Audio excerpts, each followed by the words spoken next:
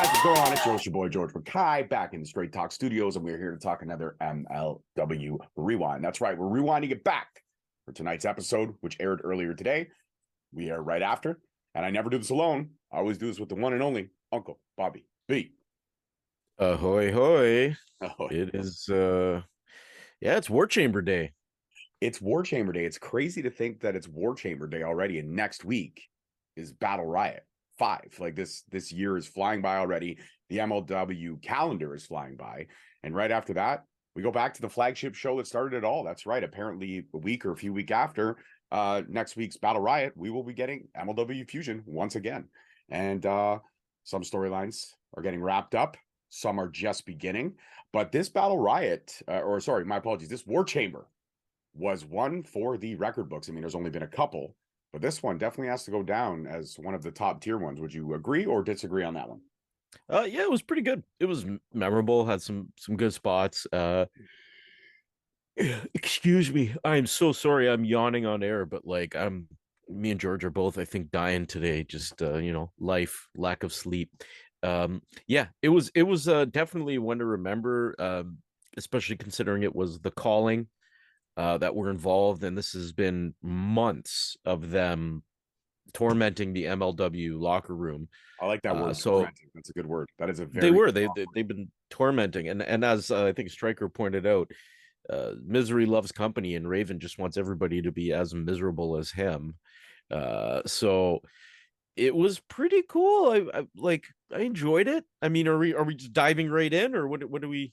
Well, I mean, there's really no other way to go because this was literally the only match in the card. There were a couple promos at the beginning and at the end and in the middle, but the meat and potatoes of this entire episode was, in fact, War Chamber. Ran for about 36 minutes in total, and the other time was filled with just a couple promos here and there. But what I did enjoy was the recap of everything the calling had done from the day the calling cards appeared right up until War Chamber, leading up to everything through the battle with Hammer, literally decimating all of the roster and giving us that one more glimpse of that amazing Gangrel passed out, sleeping like a baby, leaned up against the wall. Absolutely one of my favorite moments of and the calling attacks. Let's not forget the acting chops of Savio Vega. Savio Hey, you okay, man? Hey, call somebody, man. Like, I'm not gonna lie, I really feel that Oscar should have gotten a nod. He should have got a nod, man, or at least an Emmy. Should have got a nod for something. Screen Actors Guild, take notice. Savio Vega, he's still got it, man. He's still got it 100%. I did enjoy that. And like I said, Battle Riot kicked off. So as we know, not Battle Riot, my apologies. Jesus, I don't know why I keep saying Battle Riot. I'm so we excited. got Battle Riot on the brain. That's why. We do. I do. That's why they announced a couple more of the competitors. I think we've seen a full list of about 25 now. So there's still about 15 that we're unsure of, and they always have some great surprises and stuff like that. But yes, War Chamber kicked off, and just to run through the rules once again, 2 competitors, one from each team, will start the match. 5 minutes in total. Then a third component will come in for whoever won the coin toss, which we'll get to in a second. And then every 2 minutes after, till all 8 competitors, 4 on each side of the team, are inside the War Chamber. So the first 2 guys to kick it off, surprisingly, out the gate, at least for Team Hammer, Ricky Shane Page for the calling, and Team Hammer sends out the one called Manders. I'm not saying I'm surprised that they sent him out. I just, for whatever reason, I thought Matt Justice would be the guy to go through the curtain first for Team Hammer, but they sent out the one called Manders, and him and Ricky Shane Page, they got into it right away. This was like 2 bulls in a china shop. There was no time wasted. There was a lot of heavy hitting and a lot of decimation very early on in this match. The cowbell did not come into play, so anyone who's excited that Manders was in the ring with the cowbell, it never came into play. Not once. But these 2 guys kicked off. So before we get into who came in next, what did you think about the 2 opening guys for each team? Did you agree with the calling and the Hammerheads team selections? I actually thought it would be Justice as well, or maybe even Hammer right off the bat. But no, for Hammer, but Justice, I agree with you on. Why not? Hammer's your strongest competitor. Get him right in there and get him to start kicking people's ass. Yeah, but then to put him in that 2-on-1 situation, because the calling did win the coin toss, so the third member out, or the third man out, sorry, was going to be for the calling, and it was Akira. So putting the world champion in that kind of a situation right off the bat, not sure if that's the best strategy. Yeah, well, if there's anybody that can fight off 2 of them, it's Hammer. It's But absolutely it was Manders that opened up, so we had Manders and Ricky Shane Page going at it for a bit until, like you said, Mr. Death Catch or Catch Death himself, true. the Death Samurai Akira showed up. And he showed up And with yeah. Raven. So, or sorry, Ricky Shane Page showed up with Raven. Raven stood for a little bit. Then Akira came out, and then Raven was presented a chair, not by Akira, by one of the goons. And Raven sat right on the ring, or right on the apron, right there at the top of the entrance. There we go. I finally got it right. Sat at the top of the entrance, and he just looked. And the way they kind of built it up, maybe I misread it, but the way they built it up was that Raven was going to be in this match. Now, in hindsight, a man that has been through as many battles as Raven in, and his body is probably not in the best shape for a match like this. It's not surprising that he did not compete. Therefore, it was a little bit of a surprise as to who would be the next couple of entrants. Now, we did get even keel shortly after Akira, 2 minutes to be honest, to be exact. After Akira, Matt Justice showed up, chairs in hand, ready to fight. And he went flying through the ring door. Right, that's right. I'm not gonna lie. He grabbed the top of the door frame and he drop kicked right into the match. So that was great. It's always great to see Matt Justice do some crazy shit right off the hop.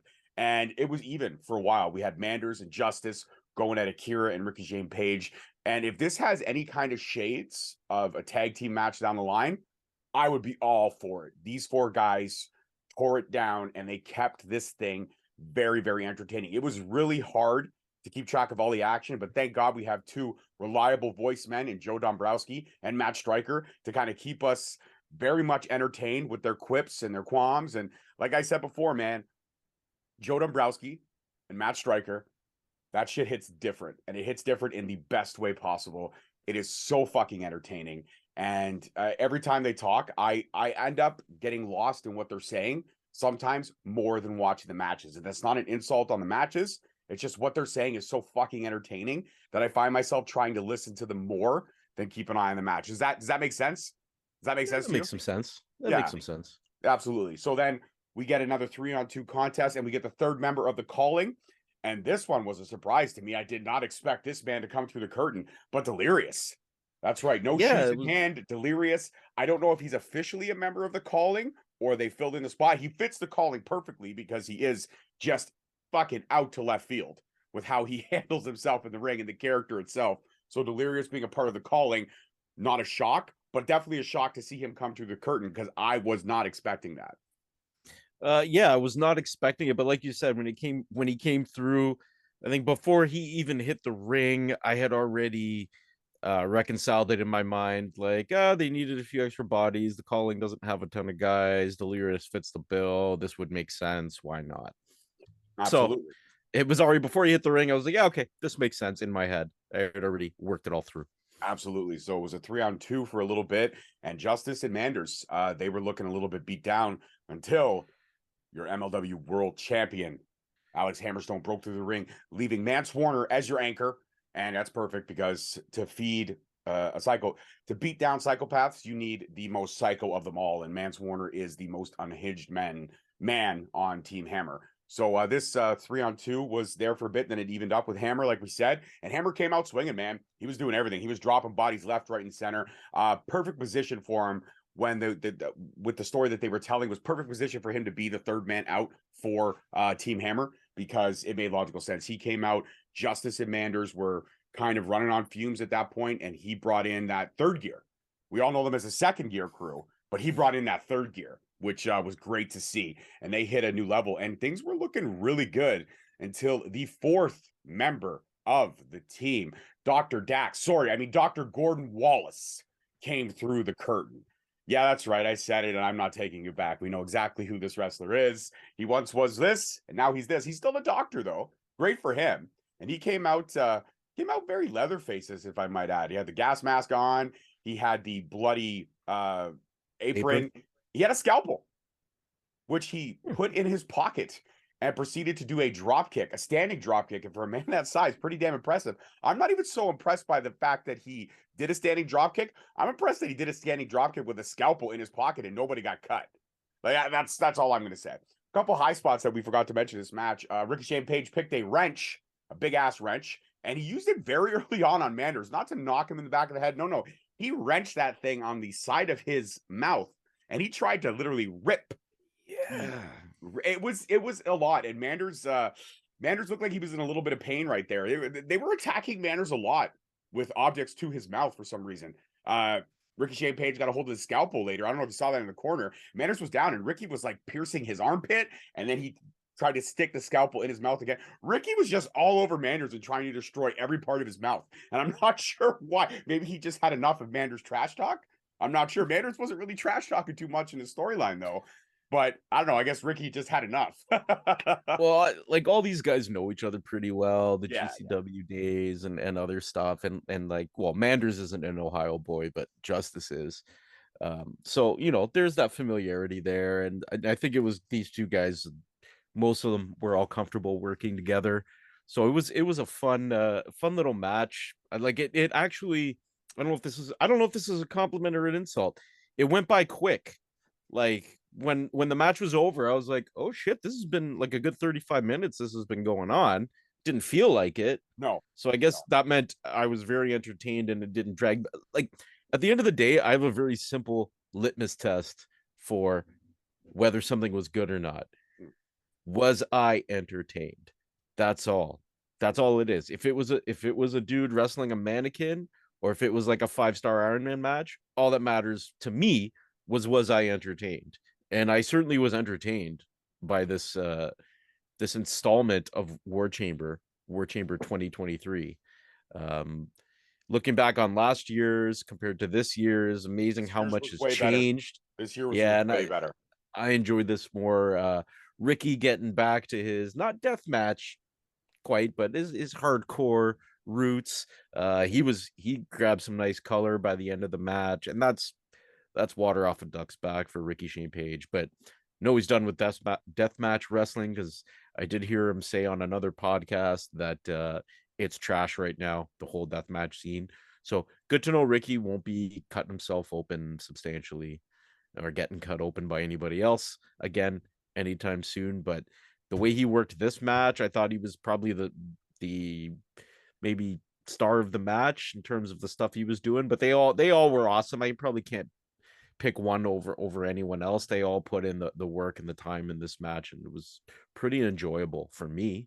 I don't know how you're feeling about it. I am absolutely. So just to finish off, Mance Warner does come out eventually for Team Hammer after the final 2 minutes, and we've got a 4-on-4. So every competitor in the match is there. Now, what was interesting about this year's installment is that last year's there was barbed wire around the entire top, but nobody essentially went up the top. But this match hit a little different. So I guess evolve the landscape of the War Chamber, they only had barbed wire on the front of the cage and the back of the cage. The sides were left no barbed wire at all, which I thought was a nice touch, because we had some interference. That's right. We had a couple of the goons, if you will, the gas mask boys. They came in with a table in hand. They tried to get involved. They climb over the top, but they were easily dealt with. Table inside. Now, during all that chaos, Hammer was down. Hammer was down by the front door of the chamber. We had no idea what was happening. I saw him slink over to a ref, and they were kind of having a conversation. The next thing I know, while all the craziness is going on with Mance now being in the ring, and they're hitting that fourth gear. That's right. The fourth gear crew was fully intact. They hit that fourth gear. Mance was in firm control of all the eyes in the building on him. A couple refs came out to take Hammer to the back. Hammer had sustained what I think, considering he was limping on his left leg, I believe he might have re-aggravated that ankle injury that he had in previous match with Jacob Fatu last year at Super Fight, when he won the title from Jacob Fatu when he wasn't on 100%. I believe that he actually hasn't had surgery or even allowed that thing to really properly heal or set. Therefore, Hammer, I think, might have re-aggravated it into a possible break or worse. I'm not saying I'm a doctor in any corner, but he definitely re-aggravated that. The the news is that he pulled his groin. Not serious, but he's not expected to miss really any time. But it was pulled groin, is what they're saying. Oh, okay, because the Court Bauer, he really sold it well at the promo at the end when they got a medical update. He made it seem like he was in a lot of pain. Now, I'm not saying that a pulled groin isn't painful, but definitely not going to impede him to be able to continue the match. So he went off to the back, and the second gear crew was left, and it was a 4-on-3. At one point, it was a 6-on-3 before they handled the goons. But a table was brought in the ring, and like you said, Ricochet and Page did get some color on him by the end of this match, and that was due to Mance Warner in the corner ripping the barbed wire off the top barehanded. This motherfucker is a psycho, and I love every aspect of him. And he's just grinding it on Ricochet and Page's head. He cuts him open. He's bleeding Crimson Mask. Mance Warner also for some trouble. He gets the barbed wire put in his face. They're both bloody. Matt Justice laying in the middle of the ring underneath that table. Ricky was going for that swanton bomb that he usually does through the table onto the opponent. So like we've seen this a few times that Ricky's done this now, where we've talked about an opponent going through a table, but never being on the bottom of the impact of the table. So Ricky was setting up for it, but Matt got out of the way. Mance climbed that turnbuckle like a bat out of hell, and he suplexed Ricky off that through the table. And that, I believe, is where he also got a cut on the back of his head, because when Mance landed, he landed right on the edge of that table. So it was bad. There was blood everywhere. There was all kinds of stuff. But then, what can you say, man? You know what surprised me most about that? Hmm. That the plan was for Matt Justice to move out of the way. I'm surprised Matt wasn't like, oh yeah, just take the shit, like do it. Like, I'm sure Matt decided to move out of the way. That surprised me. Yeah, well, I'm sure there was probably conversation of I could take it. They could put Ricky through the table and I'll take it. Like, no, Matt, we want you to fight another day, so we're not going to allow. This is the one spot where we're going to kind of fight you on and say no. It's not happening the way you want it to go down. That dude hasn't died by now. I'm not sure he ever will. Like the stuff I've seen him do. But 100%. But it all ended shortly after that, where Mance Warner received the trademark Raven DDT from Ricochet and Page for the 1, the 2, the 3, and the calling end up victorious at this year's installment of War Chamber, which was kind of a surprise, but not really a surprise, considering they had run roughshod over the entire MLW locker room with those blindside attacks and how many men they took out. For them to go into War Chamber and lose was not going to be an option. Kudos to Hammer for when he was in the match, was entertaining as fuck.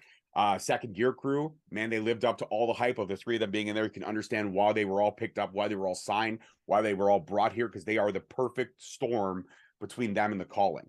Raven looking very happy at the end of everything and very excited. Now, I also forgot to mention the beginning of this, there was a promo with Davey Boy Smith Jr. He was picking his number with Sam Laterna. She rolled the wheel. He told her when to stop. He reached in. He kept the number close to his chest. And his facial expression, Rob, correct me if I'm wrong, did not seem happy. I believe he got a low number. He's probably a very early entrant. I want to say, I'm going to realistically make a kind of prediction here. I think he's top 8. I'm going to say we're going to see Davey Boy pretty early on in the Battle Riot, man. Sure, top 8 works for me. Oh, okay, you don't have a prediction? No, I don't. Find out next week.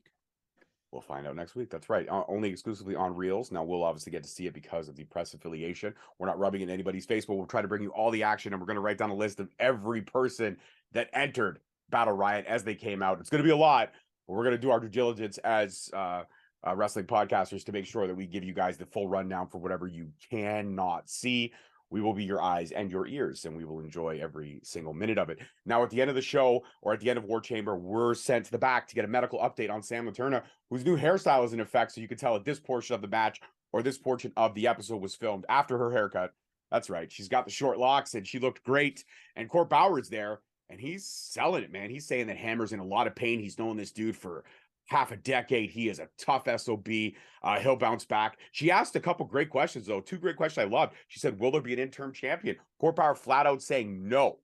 I hate interim champions. There will not be an interim champion. The title is the title, and the title holder is the title holder. Now, she said, will we see a relinquished title again? Too early to tell. There will not be an interim champion, but I guess they had to assess because they were waiting for the ambulance. And at that point, Court Bauer is interrupted. He's interrupted. Bada boom IA. Who they for? The kids. The boom IA. Who they for? The kids. That's who they're for. Boom IA Fight Club. Alex Kane saying that you should just crown the uncrowned king. I'm here. Give me the title. It's my time. Davey Boy Smith Jr. walks right into the mix and says, I don't remember anybody calling you the uncrowned king. What I do remember is your eyes rolling in the back of your head last week as I knocked you unconscious. And Alex Kane replied to rebuttal, conspiracy. All conspiracy. It was not, Alex. It's on film. We watched you pass out, dude. There was no conspiracy there. You got choked out. You got put to sleep, my friend. There might have been a little conspiracy. Yeah, okay, maybe there was an angle or two that were also, yeah, they got all the cameras that were on that whole thing. Yeah, they got it all wrong. And at that point, Mr. Thomas has heard enough. He attacks Davey. Davey's attacking Thomas. Davey's attacking Kane. And then you know what else? The entire locker room just gets in the brawl. I don't know how they fit all those wrestlers in that tiny little press box, but they did. Somehow Sam got out of the way. Somehow Court got out of the way. And when all the dust was settled, two bodies were left on the floor, Alex Kane and Mr. Thomas. The entire locker room has had enough of these guys, and they literally all got their lumps in. We literally saw every person that's been announced for Battle Riot in that press box. We saw Lance. We saw Juicy. We saw the main event. We saw everybody except for the Calling and Team Hammer. We're all in that brawl. It was a great way for it to go off the air. We got a couple more announcements of the people that we already know. Like I said, Microman's in, Juicy's in, Lance is in, Jacob's in. So many people in Battle Riot. It's going to be exciting. We know we're going to get some surprises. FBI is in. The Second Gear crew is in. The Calling is in. Everybody's in. So we're going to get a lot of surprises next week for Battle Riot. But War Chamber, oh, thank God I said it right. War Chamber was entertaining as hell. Like Rob said, it was about 35, 38 minutes when it was all said and done. This one was short and sweet. The only match on the card tonight was the War Chamber, as it should be, because it's literally that long of a match, and that's much of a story that needed to be told. And this installment of the Calling, I guess, is wrapped up for now with the Calling being victorious. So, Rob, what did you think of the finish? What did you think of Court Bauer's promo? What did you think of Alex Kane? What did you think of Davey Boy? What did you think about the ending? What did you think about it all? Overall, good show. I mean, I know there was more matches that took place, but we're just not getting we're not them yet. Right now. No, which is fine. But I think there's going to be some surprises in some of those matches. Like I said, interesting War Chamber, the whole angle with the Calling. I don't know now if I'm like just playing Court Bauer, if I'm Court Bauer, and I take this injury to Alex Hammerstone and I make it so that he's injured for more than just, a minor groin injury. I play this injury up and I actually have him vacate the title. And then I have a tournament to crown a new champion. And then once that new champion is crowned, I have Hammer come back from injury and then run that angle with him. And that way, Hammer drops the belt, but doesn't look bad. Even though this isn't a severe injury, he gets a little bit of time off to recuperate. And again, MLW films their stuff in advance, so it's not like it would make a big difference. You have him sit out some tapings with this injury. You have a new champion crowned, which I'm thinking the next person that's going to be running that title program is probably Ricky Shane Page. So you have Ricky Shane Page as your new MLW champion, and then Hammer comes back from injury, and Hammer runs that program with Ricky Shane Page, eventually regaining the title that he technically never lost. That's just me playing Court Bauer right now.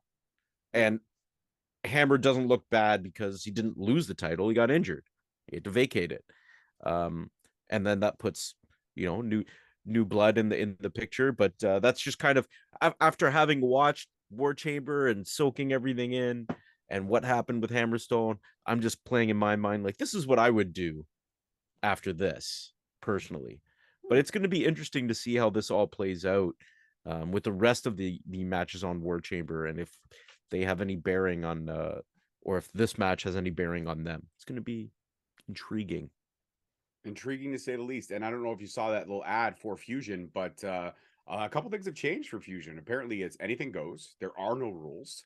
And yeah, what's up with that? It almost sounds like what they wanted Underground to be, but couldn't, because that more fits the Underground vibe than it does Fusion as the flagship show.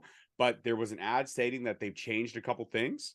We're going to see a fresh Fusion. We're going to see anything goes. There are no rules, this and that. Oh, one thing we did forget to mention, Delmy Exo. She was supposed to fight Taya Valkyrie for the title before Billy Starks, and she used her, I guess, wherewithal or her connections with CD at the time, who's still missing, by the way. Don't forget to call the hotline, 1-800-LUCHA or 1-900-LUCHA. You got to pay, give the information, and hopefully we can find him very soon. So please, guys, do call that line. They're waiting.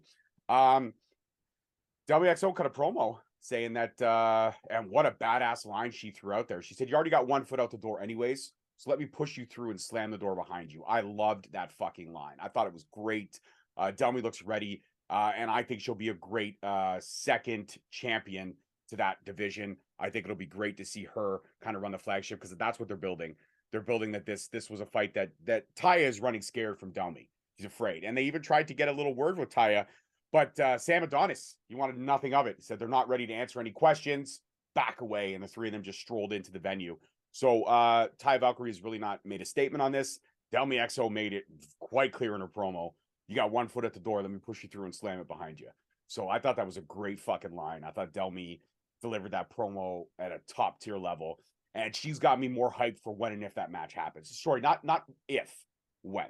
That match will happen. We just don't know when. There hasn't really even been kind of a verbal or even anything released on social media of when those tapings for that match will happen. So if MLW can keep that match under wraps and give us the finish that we know is going to happen, but kind of keep it just as a surprise, that would be fantastic. Because unfortunately, with MLW filming their stuff in advance, it's hard to really for them to keep anything under wraps because a lot of times it does leak out on socials. Of course. So, but if they can somehow keep that one under wraps, but Delmy, MVP of the night for me, man. In terms of promo, you killed it. That line was badass. You got to put that on a t-shirt. Let me push through the door, Really? slam behind you. I thought it was a great line. And MVP of the match, I'm going to give it to Mance Warner. I mean, Ricky definitely got his spots. I'm going to give it to Mance Warner, though. When he came out, the second gear crew, they doubled up and they hit that 4th gear. And I loved it. I loved everything about it. I don't give a fuck if it's cliche. I loved it. I thought it was cool. I thought it was a cool line, and I'm using it. I'm going with it. The fact is, you got to play Core Power earlier. I would like to play Core Power right now. I would like to say that I do think you're right. Should build up the injury, make this groin pull seem way worse than it is. Have Hammer vacate the title, and we already know the Opera Cup tournament is going to resume. I say instead of the prize being the Opera Cup for a title shot, like you said, have the tournament instead of the Opera Cup, have it for the MLW title. Have them do that. Pick your best 8. Have them run through the gauntlet. But I don't feel like Ricky Shane Page should be getting the title this early on in his MLW stint. I think it should go to the only logical heel that has been a consecutive heel since the day they got a title put on him, and that's Alex Kane. I think Alex Kane is due for a heavyweight title run, and I think that's the perfect person to kind of have Hammer run Hammer run that storyline with you. I like your idea. I'm just taking out Ricky Shane Page and I'm putting Alex Kane in it because why would they have Kane interrupt Court Bauer as the uncrowned king if there isn't plans for him to be the guy that's either going to win Battle Riot or the guy that may win this tournament for the belt? I'm just saying, out of everyone in the locker room they could have picked, they could have even have Raven interrupt Court Bauer or had the calling walk through as if they're coming through the curtain and interrupt Court Bauer, but they chose specifically for it to be Alex Kane. And there's only one reason in my mind is that Kane is the guy that's next in line, either to take the title from Hammer or to be the one to be crowned the new champion and have Hammer run a program with. So I think that all eyes are on Alex Kane right now. The ball is firmly in his hands, and that kid won't drop it, man. Every time he's been put in front of the fire, he has excelled beyond belief. So Alex Kane for MLW champion, if I had my pick. That's where I'm going with that for sure. All right. I can deal with that. I mean, I like Alex. Alex is awesome. And I like Ricky. I think both ideas are great. I didn't say when you said Ricky will be the champion, I can deal with that. I think it's good. That's a good option. For fuck's sakes. Someone is so crabby. I mean, we're both tired, but at least I'm not crabby. All right, guys. I am pretty crabby. Huh? I am pretty crabby today. You are pretty crabby today. You're next level. I think you're you know what? You gotta get a massage. Not like a dirty massage. Just go get some tension out. Not again, I'm hearing it now. Bad idea. Forget I said any of it. No, All right, guys. I think that's it. On that note, I think we should call this one a day. Rob, you got anything else you want to say before we wrap it up? No, I think we actually managed to squeeze a lot out of just basically one match and a couple promos for this episode. But yeah, like MLW just keeps getting better. They're if you're not like, I don't know why you're listening to this if you're not watching MLW, but like maybe you're a casual MLW fan or maybe you just happen to be listening to this. Either way, MLW really deserves a lot more credit than they're getting. Really enjoying the product, especially this year. They really stepped it up. So my closing thoughts are watch MLW, be safe, and have fun. Absolutely. I concur. Watch MLW. The be safe and have fun thing. I mean, that's on your own accord. Do what you want to do. Live your life. I mean, if your goal is to rob Stay alert, stay safe. Well, if your goal is to rob a convenience store, do you at the end of the day. Just do you. I'm not encouraging crime on a podcast. I'm not encouraging crime either. I'm just saying if that's your goal, do you. That's all I said. All right. I said, Okay. do you. You know? All right. The purge will eventually happen. You might as well prepare for it the best way you know possible. Okay. Okay. All right.